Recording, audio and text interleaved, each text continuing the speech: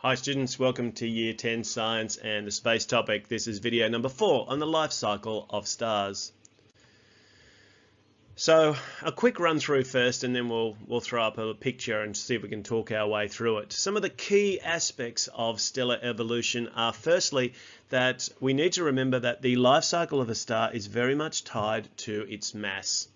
And this means that we have to try and follow some different pathways if we're going to understand how the star is, or the likelihood of the future of a star based on its differential mass. So firstly, we start with a nebula, which is a region in space that contains dust and gas, and that may well be the remnants of a previous nova or supernova, a star exploding. Then under the force of gravity, the particles start to pull together.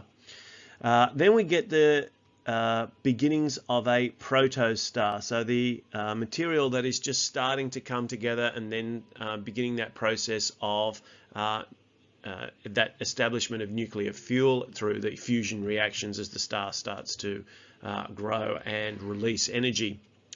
When it's about the size of our sun, it's very bright, it's glowing very brightly, and usually the star will maintain its cycle of fusion, energy generation for some significant period of time, hopefully. Probably not hopefully for us, because we won't be around to worry about it, but for the sun, still a fair distance for it to go. But one of the problems is that the fuel in a star is hydrogen, and as the hydrogen gets used up, converted into helium and or other heavier elements, the surface temperature starts to decrease. As the amount of hydrogen diminishes even further, the core starts to shrink, and again the forces of gravity start to pull the remaining matter, which is now heavier as well, in towards the center, and the outer layers start to expand out and cool. For our sun, that's going to mean that it's going to go through a phase of being a red giant, which will mean that it will expand a long way past where it is now, which may actually take it through into the orbit of some of the inner planets. Once this happens, the gases in the outer region start to move off into space, and you get what may be regarded as a nova, or a small little explosion, as the outer surface disappears and what remains collapses into a very small dense object, which is called a white dwarf. If a star is heavier though, and certainly there are a lot of stars that are bigger than our sun, then there's some different possibilities for them. The fusion process is going to continue, perhaps producing some quite heavy elements such as iron. At that point, or at least after that point, the star will collapse, and as a consequence, the explosion that blows out the outer regions is much, much bigger. So instead of being just a nova or explosion, it's a supernova. It's a big explosion, and these are very energetic events, and we've been fortunate enough to actually capture the odd one since we started pointing telescopes and things at the sky. Once that happens, the remaining core is extremely dense, more dense than our little white dwarf from previously, and collisions between electrons and protons form neutrons, creating a neutron star, which is what is left behind.